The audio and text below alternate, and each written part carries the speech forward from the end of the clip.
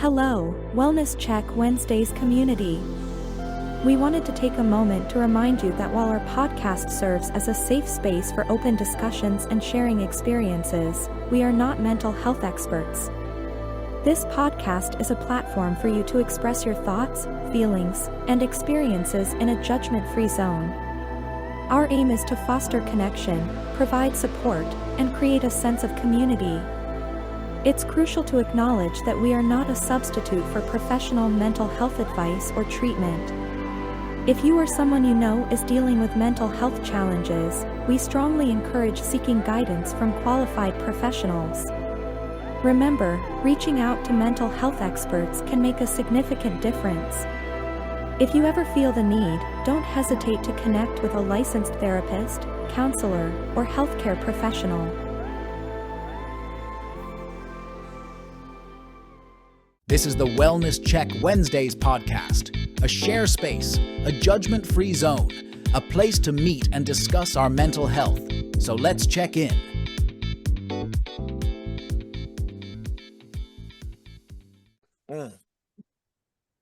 Well.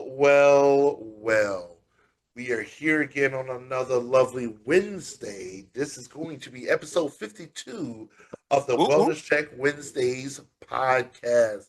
We've been doing this a little over a year now, and I can say firsthand that this mental health journey that we've been on has been especially rewarding to me, myself, and I know I can speak for the rest of us on this program.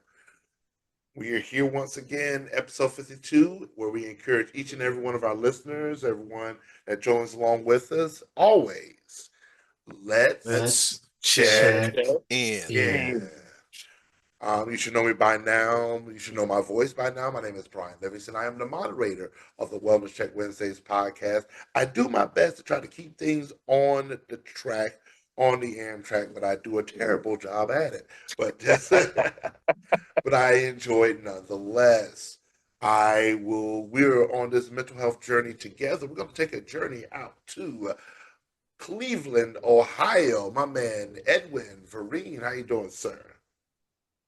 I'm warm because outside is cold, and according to Alexa, we are under another winter weather advisory, aka guess who might not be going to work tomorrow?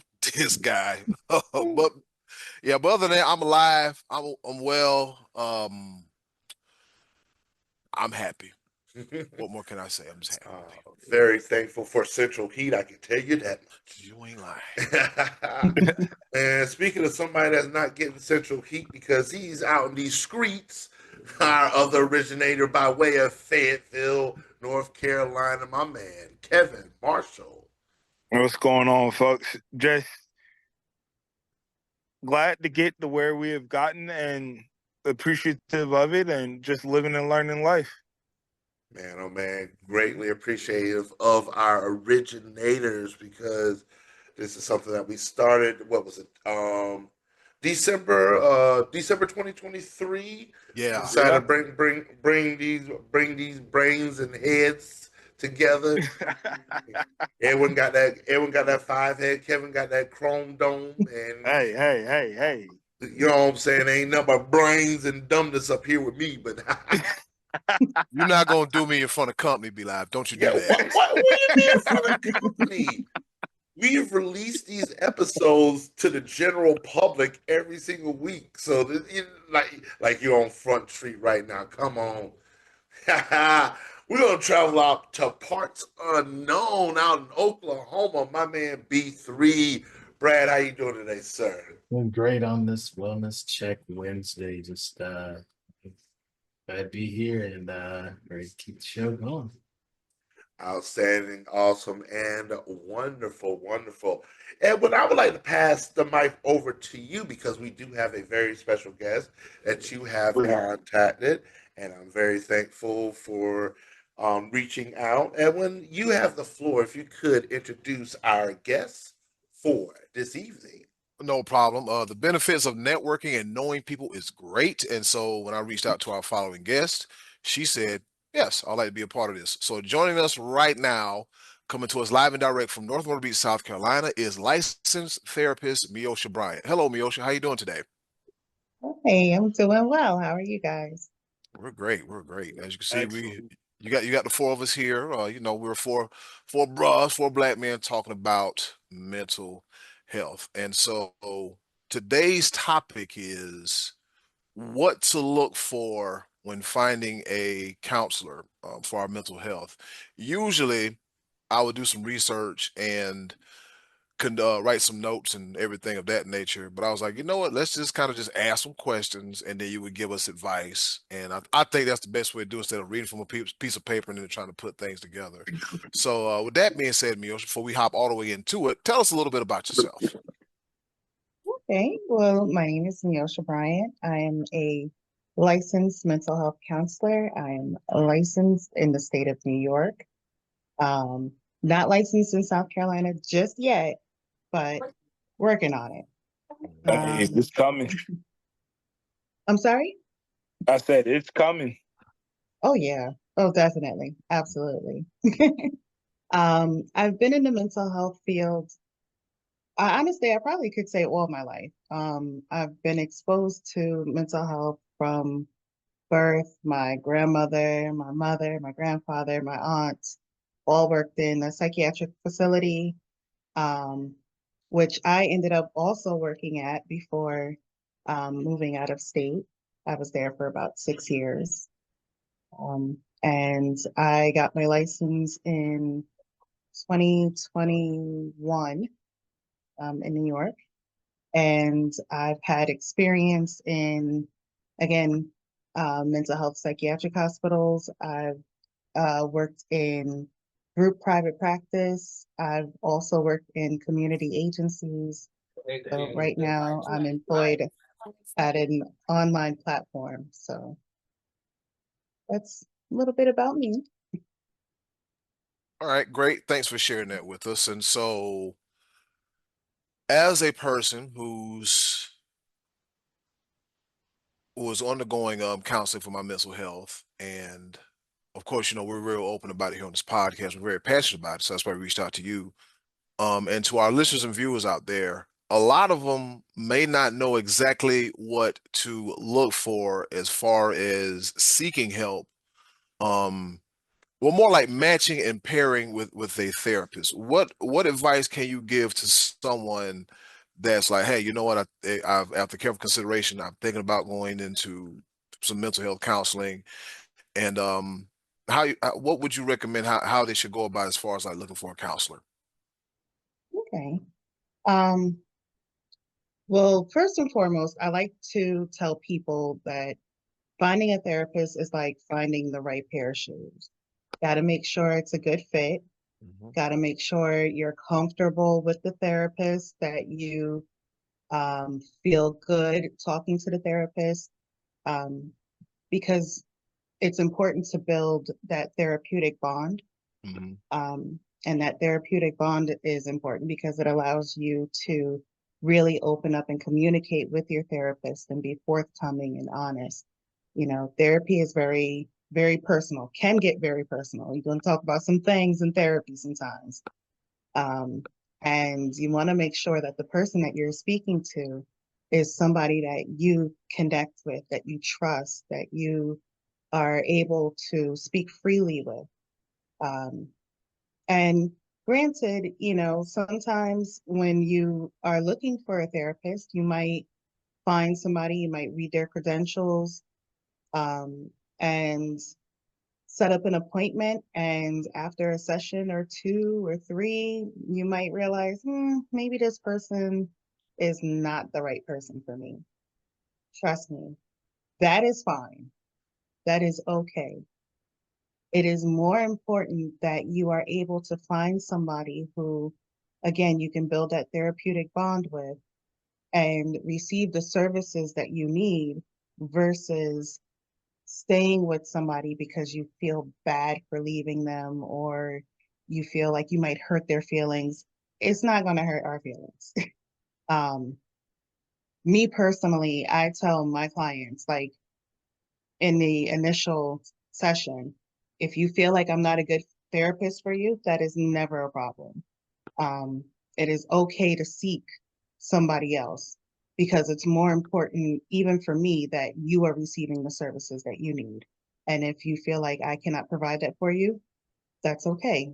I hope you can find it. I'll help you find it. I can guide people to the right sources. Um, but that's first and foremost. You want to make sure that, um, whoever you find, you're comfortable with. You're right. There has to be a comfortability factor because the therapist, I haven't seen my therapist in a while because I'm like, well, I don't need that every week, that every day, that every week, every month consultation like I used to have when I first started. I remember the first therapist I had, he was a great guy.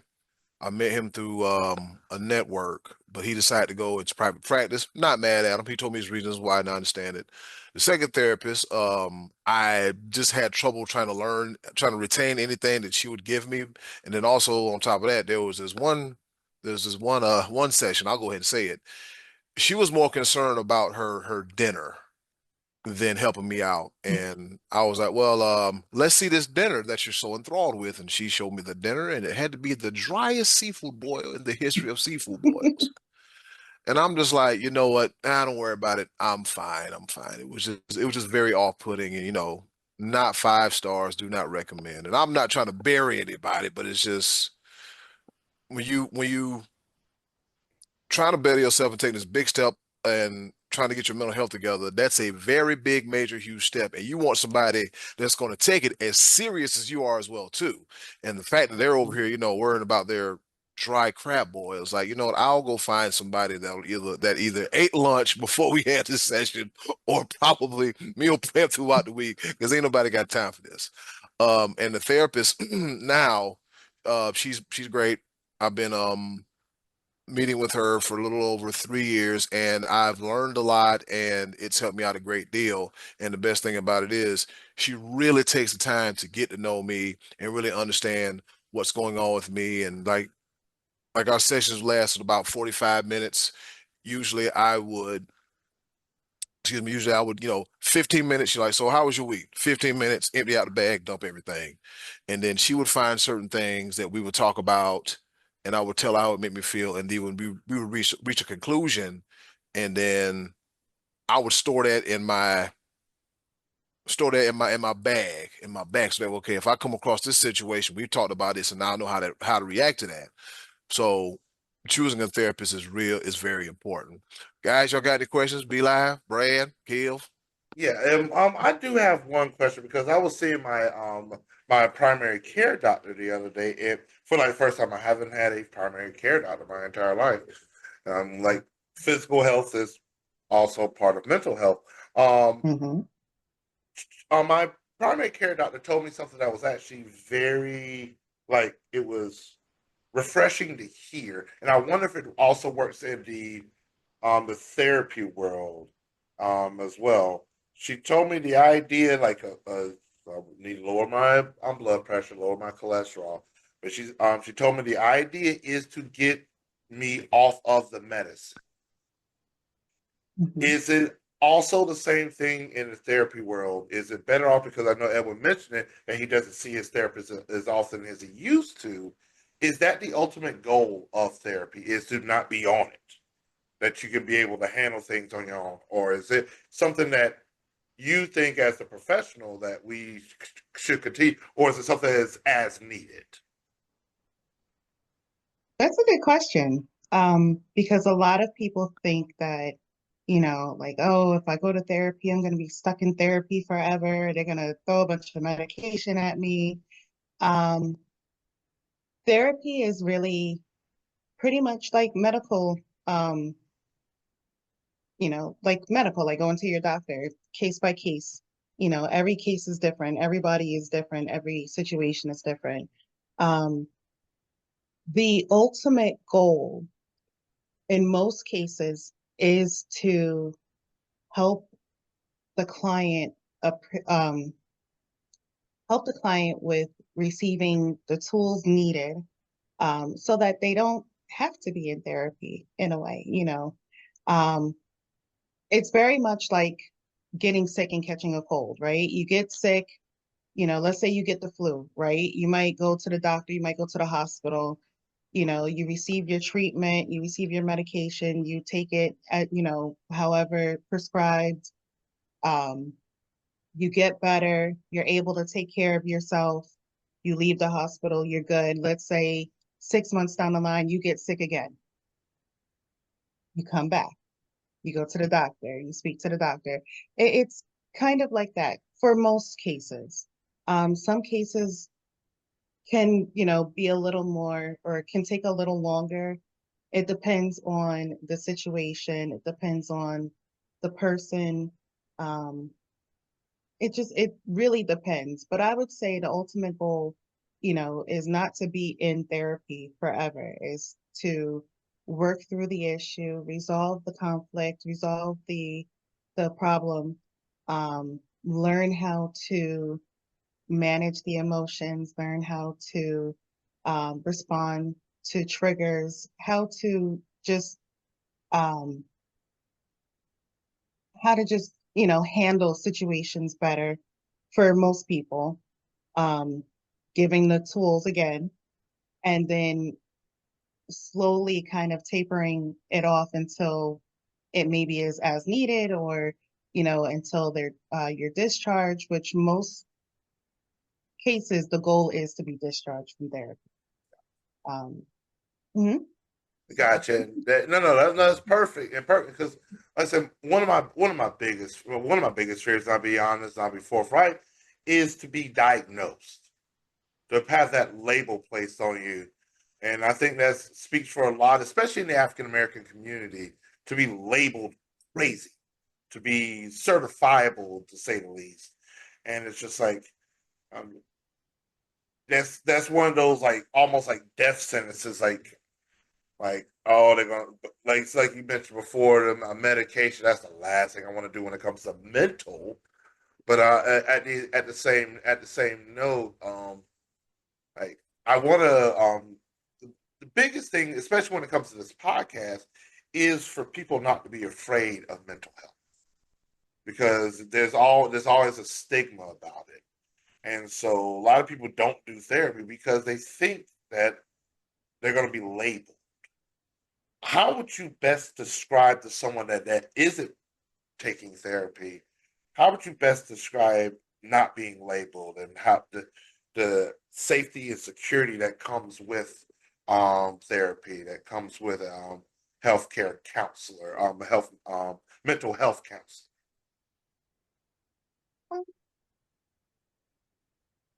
I think, in the mental health community, the stigma is the biggest thing. Like, being labeled, being told, you're schizophrenic, or not even you're schizophrenic, you have schizophrenia. Like, you know, um, I would say that um, as far as the label goes, you are not your diagnosis. You are still who you are despite having this diagnosis. Um, it doesn't make you any less of a person. It just, might means that maybe you need a certain kind of care, a certain kind of treatment. Um, but it does not mean that you are, crazy Looney Tunes, deserve to be locked up in a crazy bin. These are all things that I've heard, like, oh, I don't want to be labeled with this because, and it's understandable that people are worried about the stigma, Mhm. especially, with the jokes that are cracked about, people talking to themselves or people hearing voices, or, there's something wrong with you. Um, Again, we all experience things in life. We all experience different, even medical diagnoses. It's still something that we have to live with, but we just get treated for it and we deal with it as best we can, or we learn to deal with it as best we can. Um, but I would say, like, my biggest thing is I always tell people, you are still who you are, despite the fact that this situation is what you're going through. I don't like to say necessarily, and like in grad school, we were kind of taught like not to tell people like, oh, you're schizophrenic. It's you have schizophrenia, like because you are not the diagnosis, you have anxiety. You're not, you might be an anxious person, but like, or, you have depression, you know, and it's okay. Other people are experiencing it as well. It's not an end all be all. It's not, something that is so terrible that, and it might feel in that moment that like this is the end all be all and it's terrible. Um, but it's not. You can get through it. And with therapy, that's what therapy is to help people work through not only the stigma, but also, the symptoms that they might be experiencing or, ways to develop a better quality of life so that they can continue to be on their journey. Brad, you got anything you want to ask? I did. I guess coming from, like dealing with like insurance and things like that, are most sessions covered or does it depend on the provider? Um, it really depends on the provider. There are some providers who accept insurance, and there are some providers who do not accept insurance. Um, Insurance is yeah. Yeah, yeah, Yeah. yeah, It is definitely one of Woo. those things. yeah. And it's hard being a provider, because you want to help as many people as possible, you know. It's not always about the money, but we still have to survive. And we still, have to take care of our responsibilities as well. Um, and unfortunately, with insurance, sometimes it can be a little difficult, but there are providers out there who do accept insurance. The best way that somebody can find a provider who accepts their insurance is to go on their insurance website and check out the provider list. That's probably the number one best way to do it. And then, see who's on that list and make some phone calls, see if they're taking new patients or if they have any availability. All right. Kev, you got anything?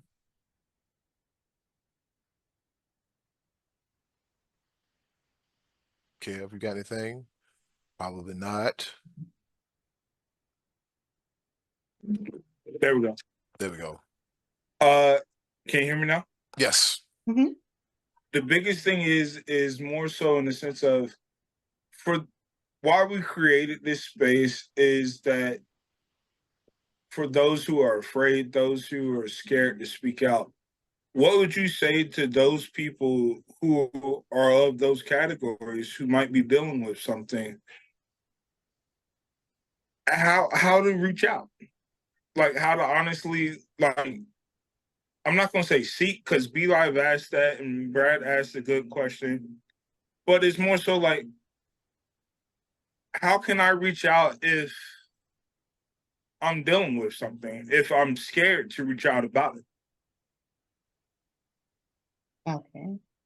That's a good question too, because you do find that a lot. Um, People will recognize the need for therapy, but based on, again, the stigma, the ideal of going to therapy. Mm-hmm. In our culture, there's a lot of, I'm not telling nobody else my business, I Plenty don't of need that. nobody else to know my business, or Yeah. there's also, well, I'm not going to therapy. I'll, talk to God and I'll, let God handle it. And okay, there's nothing wrong with that, but if you are in need of talking to somebody, first let me say therapy is not easy. Attempting to find therapy is not easy. The decision to make or to go to therapy or to seek out therapy is not easy.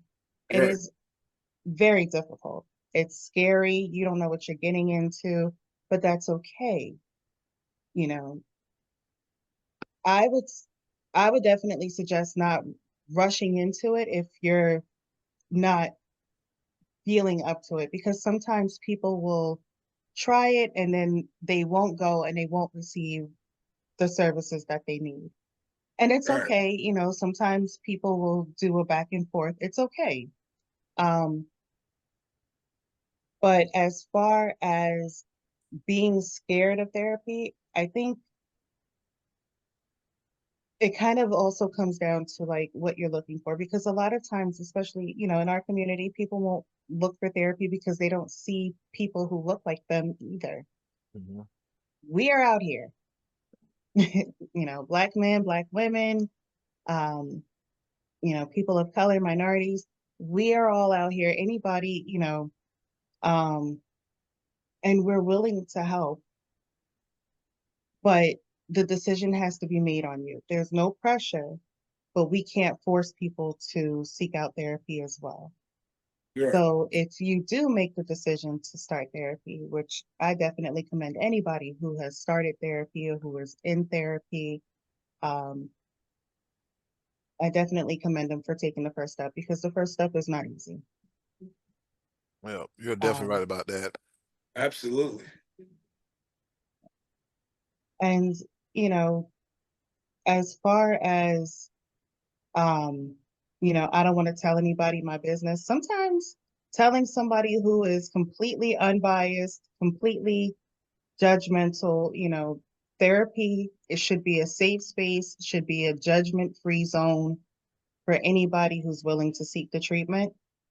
Um, you know, you should be able to share, and that's another part of that, finding a therapist who you're comfortable with.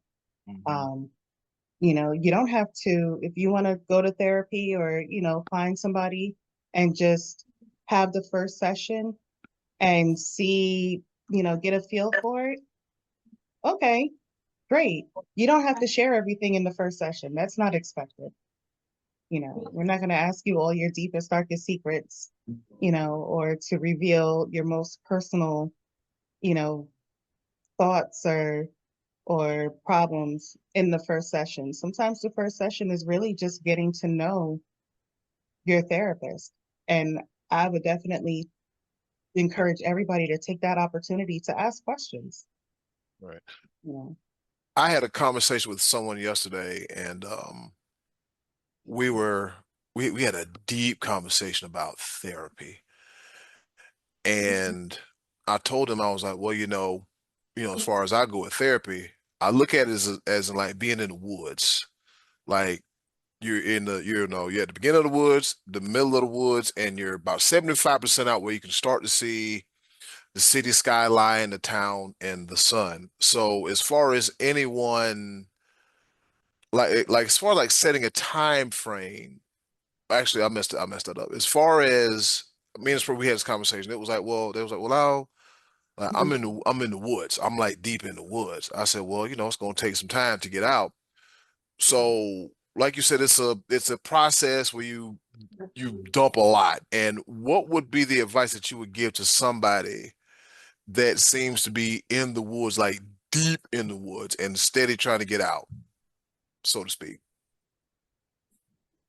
I would say give yourself grace and Mhm. recognize that it's not going to, you might be able to get out of the woods right then and there. You might take a left turn and realize you got stuck. You might take a right turn and realize you got stuck. But give yourself grace and understand that it's a process. It Sometimes we try to rush things and we try to, get to the end of the light at the end of the tunnel a lot quicker than expected, and we end up, kind of tripping. Give yourself grace and take your time, Well, you that know. yeah, that's what I always believe. I believe like, just like you said, sometimes you like, oh, I'm good. I figure everything out. And sometimes when you start, as soon as you take care of one thing, that one thing can start unearthing some other things, and it becomes, a multitude of things that you're trying to navigate and work through and to ensure that, I'm okay. Like I mentioned earlier, I recently thought about going back to therapy because I kind of had a moment during the holidays where, it was Christmas, I was feeling good, fine dandy. I got a sweater, I got a Christmas hat, I felt good.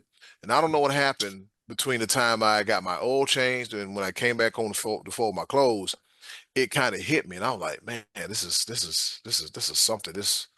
I was feeling some kind of way, full transparency. I had to go outside and pull myself together about 2 or 3 times to make sure I was good. I mean, I guess for me, it's December, the month my mom died and the month my brother died, and it kind of brings back those memories. And then I also thought about working Mother's Day this year, but I'm like, oh, I don't know if I'm ready for that because, thinking about what happened Christmas, but I know that each holiday can bring a different set of circumstances. Like as far as triggers, like how would you recommend somebody to learn how to deal with and navigate through those triggers?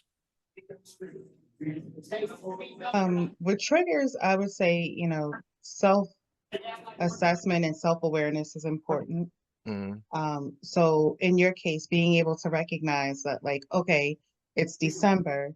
Mm-hmm. Um, you know, this is the month that, you had some loss in the family. Um, some people experience triggers around the holidays, not being around family or having loss of family members. Some people even become triggered around the holidays because of the weather. The days getting shorter, it's cold, not getting enough vitamin D.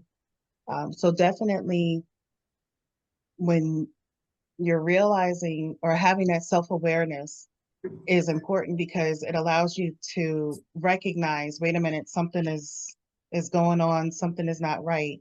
Mm-hmm.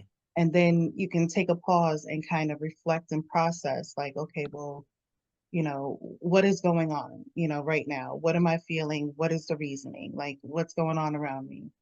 Um, and then kind of get an idea of what might be causing the trigger. It could be the holiday season. It could be, the weather. I'm not a winter person. I am very triggered in in the winter. So I Yeah. am a spring summer person. I see snow and it's a problem. Yeah. But for a lot of people, um, anniversaries, like around, loss of family members, death anniversaries, or even anniversaries of certain traumas that may have occurred, can definitely be very triggering and can cause you to feel a way or to act a way or to start thinking about, certain things or having, negative thoughts or negative emotions.